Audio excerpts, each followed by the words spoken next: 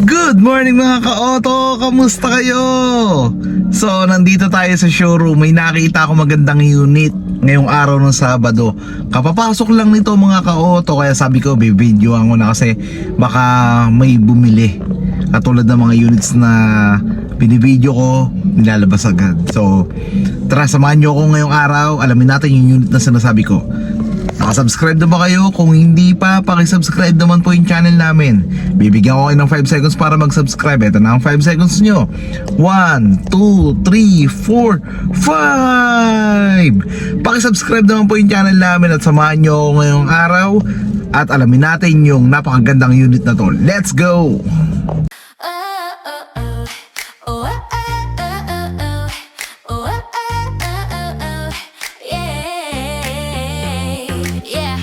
Pasok ka na sa aray ko, Team Angeles, tara let's go. Brand new car, swak sa'yo, smooth ang biyahe parang tayo. Kung hanap mo ay comfort at style, dito sigurado ka with every mile. May vlog pa kami, check mo online, lahat transparent, walang rewind. Team Angeles vlog, yeah we got that car. Brand new wheels para sa'yo, superstar. At kung trip mo ay van, meron kaming renta. Sama ka na, hatid ka namin kompleto ang kwenta. Sa pamilyang masaya, sakto tong biyahe. Caravan, basta safe at presko lagi. Oh, with Team Angeles, you know the vibe. Sakay na babe, let's take a ride. Caravan, ikaw ang pipili. Basta kasama ka, panalo lagi. So mga ka-auto, ang sinasabi kong unit ay Toyota Rush. Bukod kay Toyota Veloz, Toyota Avanza, Toyota Innova, ito ay isang magandang 7-seater. Yan, si Toyota Fortuner 7-seater din na maganda. So kabilang ito. Speaking of Fortuner, maraming nagsasabi katulad ng biyenan ko, ito daw ay maliit na Fortuner. So tara, simulan natin yung video na yan. Let's go! So ito mga ka-auto, simulan natin sa gulong. Ang sukat ng gulong nito ay 215/60 R17. 5 holes, then yung gulong na nilagay dito ay Dunlop. Yan. May nakalagay dito ang badge na dual VVTi. So puntahan muna natin yung ilaw. Yan. Yung headlamp nito mga ka-auto, smoke LED. Tapos yung clearance lamp niya, LED with line guide. May fog light na rin mga ka-auto. Tapos ito yung mukha ng Rush GRS. Yan. Isang variant lang to mga ka-auto ha. Rush GRS lang yung meron. So tara, puntahan natin yung makina. Yung ibang variant kasi discontinued na. So nag-iisang variant na lang siya.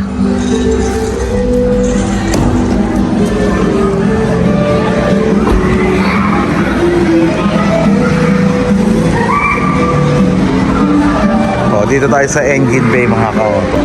Yan, yung engine code nito mga ka-auto, 2NRVE. 4-cylinder inline, 16 valve, DOHC, dual VVTi. Pero ang eksaktong displacement nito mga ka-auto is 1,496cc. So 1.5 engine to. May maximum output to mga ka-auto na 103 PS at 6,000 RPM. Yung maximum torque 124 Newton meter at 4,200 RPM. Yung fuel capacity is 45 liters. 4-speed automatic mga ka-auto. So tara, check naman natin yung brakes at yung suspension na nakalagay dito sa Toyota Rush. So tara, check natin yung mga brakes at suspension na nakalagay dito. Yung brakes sa harap, ventilated disc. Tapos yung suspension sa harap naman is MacPherson strut bar with stabilizer. Sa likod, yung brakes niya mga ka-auto, leading trail drum. And then yung suspension is axle type with 5 link. Yan. Dito meron tayong garnish dito sa side.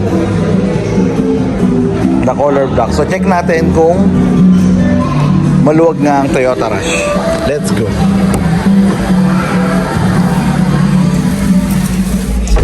Yan. Pagpasok ko pa lang mga ka-auto, napansin ko na medyo malaki yung legroom. Ayan no. Hindi siya masikip. Ito yung legroom, so mga kalahating dangkal yan. Then ito yung room height. Ito. Yun no. 5'9" ako, tapos mataba, malapad. So convenient pa rin ako kung nakaupo ako dito sa passenger. Yan. Then may design dito, may combination dito na color white. Ito, tapos plastic yung material na ginamit dito. Sa airbags mga ka-auto, 6 po yung airbags. Isa sa passenger, isa sa driver, 2 sa side, at 2 sa curtain. So total of 6. Wala siya sa tuhod ng driver kasi 'di ba kadalasan 7 airbags sa mga Fortuner. Yun, dito ay 6 airbags lang. So puntahan naman natin yung sa likod, tignan natin kung maluwag nga pa siya. Let's go. So tara, pasukin natin yung loob.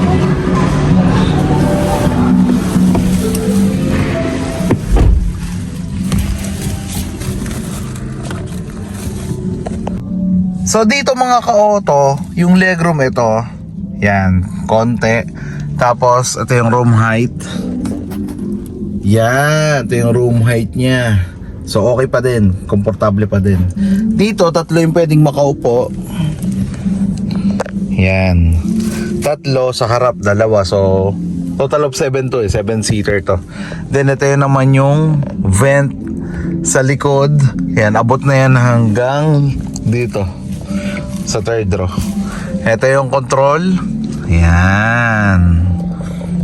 Grip assist. Ito. So total of 5 grip assist. 1 wala sa driver, 2 sa passenger, 3 tapos 2 sa likod. Ayun. Tapos yung ceiling niya color gray. So tara, puntahan naman natin mga ka-auto. Ay sorry, hindi ko nabanggit. Yung charger dito sa likod, 12 volts. Ayan. So tara, puntahan naman natin yung 3rd row kung kasya tayo. Let's go. So dito naman tayo sa 3rd row. Check natin. 1 touch tumble to. Ito lang. Then magta-tumble na siya. Yeah.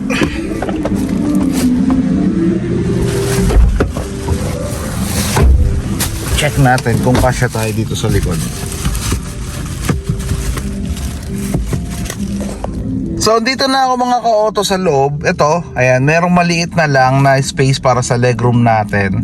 Siguro kasya dito mga bata na lamang talaga. Pero yung kasya rin naman ako. Ito, tingnan nyo. Meron pa maliit dito. Tapos merong maliit na sa legroom. So kasya pa ako. Siguro, yan, 2 ko. Ayan, pero nakaganyan yung tuhod ko. Diba? Medyo dikit na. So hindi siya komportable kung mga kasing size ko yung uupo dito ng long drive. Siguro kung malapitan lang pwede. Kasi tingnan nyo mga ka-auto, diba? Meron pang room height dito. Tapos yung legroom ko, ito. Yan. So konti na lang. Pero okay pa din. Komportable pa rin ako dito. Meron lagayan dito na ng water bottle, ganoon din sa kabila, may charger din sa kabila, 12 volts yan. Yan. So puntahan naman natin yung likod. Let's go. So dito naman mga ka-auto, may roof rail dito, pero hindi siya yung pwedeng talian. Design lang siya, hindi siya pwedeng lagyan ng load. Then yung shark fin antenna, integrated spoiler with high-mast stop lamp. Ito. Yan. May 2 backup sensor at 1 backup camera. So check natin yung luggage kung gaano pa kalaki yung pwedeng ilagay. So dito meron tayong 2 dangkal. Isa, 2. Tapos pwede mo pa tong i-push forward. Ito, pakita ko sa inyo. So ayan, nakababa na. Tapos pwede mo pa siyang iganto para matambol pa doon. Tapos may space pa tayo. Ayan, ganon din dito sa kabila.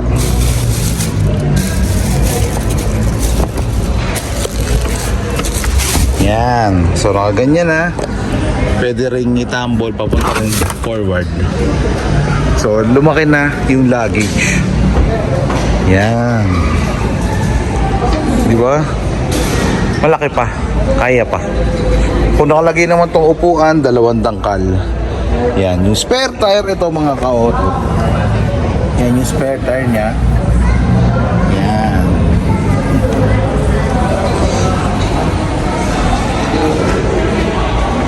So hindi ko pala nabanggit yung badge. Ito, yung Rush. Tapos yung badge ng GR Sports.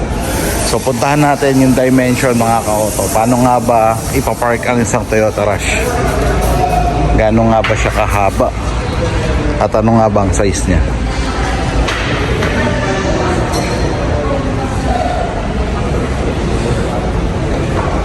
Ang overall length nito mga ka-auto is 4,466 mm. Yung overall width naman niya is 1,687 mm. Yung overall height niya is 1,705 mm. Yung ground clearance, mataas yung ground clearance nito 220 mm mga ka-auto. So tara, pasukin na natin yung driver's side. Ang paborito ng lahat mga ka-auto. Let's go! Smart entry na rin. Pindutin mo lang to. Ayan. At nasa body mo yung susi, magbubukas na siya. So, dito sa sa joystick, para magalaw mo yung side mirror, ito. Ayan. Punta ka sa left. Halimbawa, left. Tapos right naman pag ganun paikot. Yan, halimbawa L. Tapos ikot mo lang siya dito. So gagalaw na yung side mirror mo. Then foldable side mirror, ito yung buttons. Then buttons para sa window. Yan, ito. So, meron ding button dito para sa traction control. Shift, yung pag adjust ng manibela, tilt up and down. Yan, tilt up, down. Yan, hindi siya telescopic.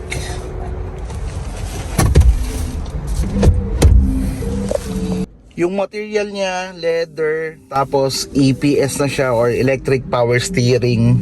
Then nandito yung volumes para sa mode sa infotainment. Ayan, volume mode. Yan, dito pwede ka sumagot ng tawag. Yan.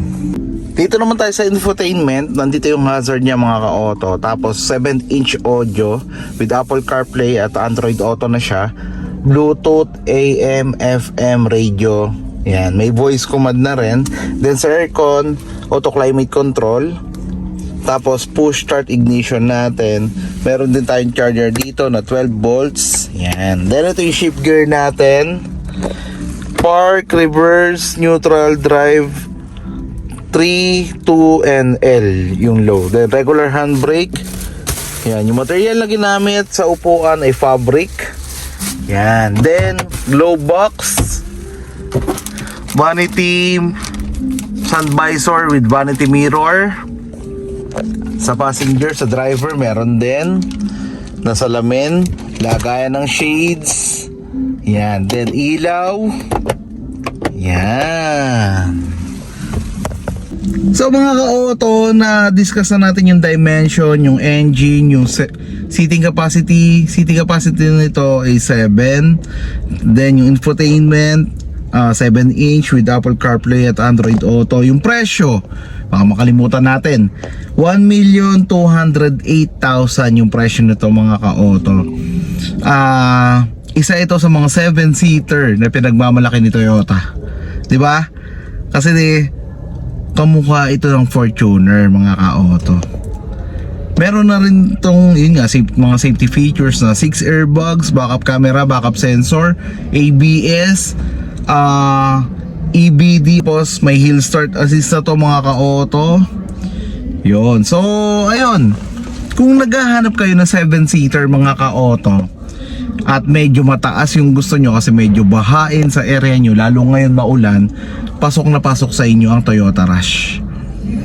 Naka-promo pa to mga ka-auto. So, ang presyo ngayon nga 1,208,000. So, kung gusto nyo ng Toyota Rush, nag-iisang variant lang to mga ka-auto ha. Wala na tayong Toyota Rush E, wala na tayong Toyota Rush J. Toyota Rush GRS lang ang variant ng Toyota Rush. Para siyang coaster, nag-iisang variant lang. 'Di ba? So, ayun mga ka-auto, hanggang dito na lamang ang vlog natin tungkol sa Toyota Rush. Sana maging option nyo sa pagpili nyo ng mga 7-seaters na sasakyan. Tawagan nyo lang ako, message nyo lang ako sa details na meron tayo sa comment section, sa Viber namin. Then makikita nyo rin yung number ko. Pag pinakita yung pangalan ko dyan sa harap ng screen, sa intro, ayan. So kung naghahanap kayo ng 7-seater na SUV, pasok sa inyo ang Toyota Rush GRS. Hanggang dito na lamang mga ka-auto. Mag-iingat tayong lahat, lalo na maulan. Sana tumigil na yung malakas na ulan. Sana mabawasan na yung mga pagbaha dito sa ating bansa. So hanggang dito na lamang. Monday po ulit, mag-vlog po tayo ulit regarding sa application. Ituloy natin mga ka-auto yung application kung paano nga ba mas mapabilis yung approval. Hanggang dito na lamang mga ka-auto. God bless po sa ating lahat. Mag-ingat po tayong lahat. Bye!